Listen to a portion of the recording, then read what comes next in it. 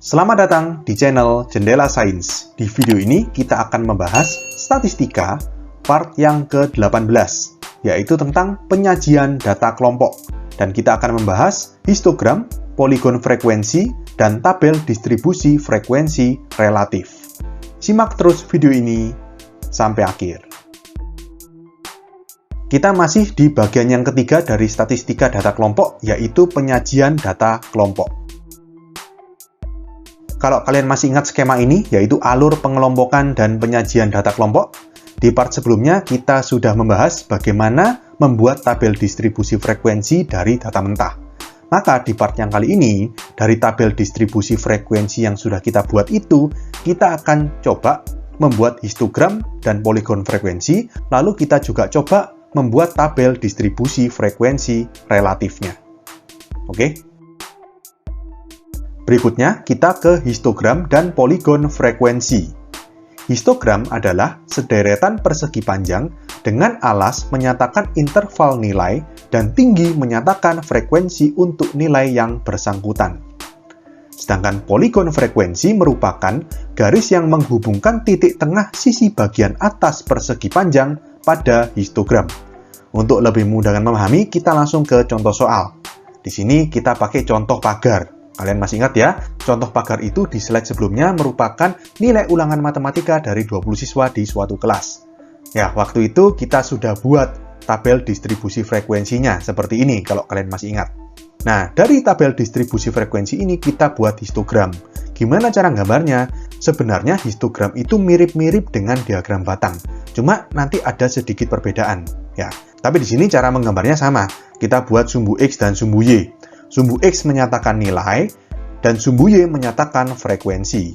Oke, di sini nilai yang diambil itu adalah titik tengah interval kelas. Ya, masih ingat ya, titik tengah interval kelas. Kalau misalkan di sini nilainya 70 sampai 74, maka titik tengahnya berarti 72. Masih ingat lambangnya titik tengah interval kelas itu XI ya. Di sini saya tulis XI aja. XI berarti yang pertama ini 72, yang kedua ini berarti 77, kelas yang ketiga ini 82, kelas yang keempat 87, dan kelas yang terakhir ini 92. Jadi di sini yang digunakan sebagai acuan itu titik tengah interval kelas 72, 77, 82, 87, dan 92. Lalu sebaiknya untuk menggambar histogram itu dilengkapi juga dengan tepi bawah dan tepi atas masing-masing kelas. Ya, jadi kita buat seperti ini. Ada 69,5, 74,5, 79,5, 84,5, 89,5, dan yang terakhir 94,5. 69,5 kalau kalian lihat di tabel itu merupakan tepi bawah dari kelas pertama. Ingat ya, tepi bawah itu kan batas bawah dikurangi setengah satuan. Batas bawahnya 70 dikurangi setengah berarti 69,5. 74,5 itu merupakan tepi atas kelas yang pertama atau tepi bawah kelas yang kedua. Masih ingat ya, di part sebelumnya waktu kita membahas tabel distribusi frekuensi pada data kelompok itu tepi atas kelas sebelumnya sama dengan tepi bawah kelas berikutnya. Jadi di sini tepi atas kelas pertama itu kan batas atas ditambah setengah, berarti kan 74 tambah setengah 74,5 sama dengan tepi bawah kelas yang kedua 75 batas bawah kan dikurangi setengah berarti 74,5 juga. Itu yang ini. Kemudian 79,5 itu merupakan tepi atas kelas kedua sekaligus tepi bawah kelas ketiga. Dan seterusnya. Sampai yang terakhir ini 94,5 ini merupakan tepi atas kelas yang terakhir atau kelas ke-5. Oke, apa gunanya menggambar tepi bawah dan tepi atas seperti ini? Untuk menentukan persegi panjang kalian itu, alasnya kan tadi menyatakan interval nilai. Ya, kalau misalkan 70 sampai 74 itu kita gambarnya mulai dari tepi bawah sampai tepi atasnya. Jadi dari 69,5 sampai 74,5. Terus menggambar persegi panjang alasnya ini. Tingginya berapa? Tingginya menyatakan frekuensi untuk nilai yang bersangkutan. Frekuensinya ini kelas pertama 1. Ya sudah, berarti kita buat persegi panjang dengan alas mulai 69,5 sampai 74,5 dan tingginya 1.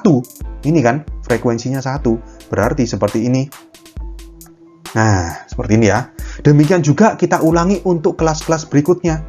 Kelas kedua 75 sampai 79 berarti kita gambar di 74,5 sampai 79,5 itu tingginya adalah frekuensinya yaitu 4. Nih 4 kan? Lalu 79,5 sampai 84,5 itu 80 sampai 84 kan berarti frekuensinya 7. berarti tingginya 7, dan seterusnya sehingga menghasilkan histogram yang bentuknya seperti ini. Oke, nah perlu diperhatikan di sini, kalau kalian lihat sekilas mirip dengan diagram batang, cuma ada bedanya. Kalau di diagram batang, antara batang pertama, batang kedua, batang ketiga, batang keempat, dan seterusnya, itu ada jarak. Kalau di histogram, itu batangnya, antara batang satu dan batang berikutnya, itu harus nempel.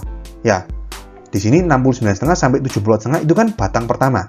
74,5 sampai 79,5 itu batang kedua. Harus nempel, nggak boleh kalian pisahkan. Jadi itu adalah perbedaan antara diagram batang dengan histogram. Kalau diagram batang antara batang satu dan batang lainnya itu terpisah. Kalau histogram antara batang satu dengan batang lainnya itu berdempetan, berimpit atau nempel. Oke, paham ya? Sekarang kita gambar poligon frekuensi. Tadi kan poligon frekuensi merupakan garis yang menghubungkan titik tengah sisi bagian atas persegi panjang pada histogram. Titik tengah itu yang mana? Ya ini. Ini. Kita hubungkan ya dengan garis. Ya, kalian pakai menggaris ya. Jadi seperti ini. Nah, jadi seperti ini. Oke. Tapi di sini ada catatan, kalau kalian cuma menghubungkan titik tengah sisi atas persegi panjang, berarti kan cuma dari sini, ke sini, ke sini, ke sini, dan stop di sini. Nah, untuk poligon itu ditambahi. Jadi, yang kiri kita buat garis ke 0, ke yang frekuensinya 0, yang paling kanan juga dibuat garis ke frekuensinya 0. Ya, dikira-kira ya, kalau ini 72 di tengah-tengahnya di sini, berarti ini kira-kira tengahnya di sini. Kalian bikin garis ke sumbu X, yang frekuensinya 0. Demikian juga yang di kanan. Sehingga di sini garis merah ini, yang berwarna merah ini, merupakan poligon frekuensi. Oke, jadi paham ya? Ini adalah bagaimana cara menggambar histogram dan poligon frekuensi dari tabel distribusi frekuensi. Oke? Berikutnya, kita ke tabel distribusi frekuensi relatif. Frekuensi relatif adalah hasil bagi frekuensi setiap kelas dengan jumlah data. Ya, kita langsung ke contoh soal. Ini adalah tabel distribusi frekuensi relatif dari contoh pagar. Masih ingat ya, di part-part sebelumnya kita sering membahas contoh pagar ini, yaitu nilai ulangan matematika dari 20 siswa, yang tabel distribusi frekuensinya seperti ini. Ya, kemudian di sini dari tabel distribusi frekuensi yang dua kolom paling kiri ini, kita buat frekuensi relatif.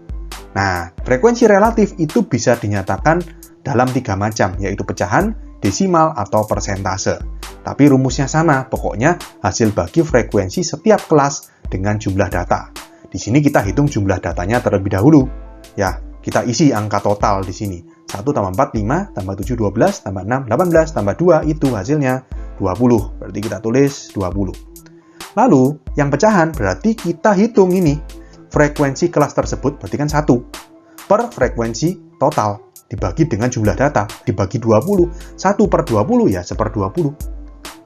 Kalau pakai desimal, ya berarti 1 per 20 itu 0,05. Kalau pakai persentase, berarti kan 1/20 kali 100%. Atau berapa itu? 1/20 kali 100% itu 5%. Paham ya? Sekarang, kelas yang kedua, frekuensi 4. 4 per 20 berarti pecahannya. Atau langsung kita sederhanakan, 1/5. Desimalnya berapa 1/5? 0,2. Persentasenya kali 100% berarti 20%. Berikutnya, frekuensinya 7. Pecahannya berarti 7 per 20, itu sudah paling sederhana. Desimalnya 7 bagi 20 itu 0,35. Ya, persentasenya kali 100% berarti 35%. Lanjut, kelas yang keempat, frekuensinya 6. Berarti frekuensi relatifnya dalam pecahan 6 per 20. Ya, atau kita sederhanakan 3 per 10. Dalam desimal, 3 per 10 itu 0,3. Kalau persentase kali 100% berarti 30%. Dan yang terakhir, frekuensinya 2, berarti frekuensi relatifnya 2 per 20. Atau kita sederhanakan 1/10. Dalam desimal berarti 0,1. Dan dalam persen berarti kali 100% itu 10%. Kalau kita total pecahan ini, 1/20 tambah 1/5 kan 4 per 20 ya, berarti sudah 5 per 20. Tambah 7 per 20, 12 per 20. Ditambah 3 per 10, berarti 6 per 20 ya, 18 per 20. Tambah 1/10, 2 per 20, ya 20 per 20, berarti 1. Yang desimal ini kalau dijumlah, kalian hitung 0,05 tambah 0,2 tambah 0,35, tambah 0,3, tambah 0,1 juga 1. Dan kalau dalam persentase ini 5%, tambah 20%, tambah 35%, tambah 30%, tambah 10%, itu 100%. Oke, jadi nggak susah ya cara membuat tabel distribusi frekuensi relatif. Pokok intinya adalah frekuensi di setiap kelas itu dibagi dengan jumlahnya data. Bisa dinyatakan dalam 3 macam. Bisa pakai pecahan, bisa pakai desimal, atau pakai persentase. Oke? Oke, sekian untuk video kali ini. Untuk melihat playlist lengkap dari bab ini, bisa kalian klik thumbnail yang ada di sebelah kanan atas ini. Jika ada pertanyaan, saran, maupun kritik, bisa kalian tulis di kolom komentar. Semoga bermanfaat dan sampai jumpa di video selanjutnya.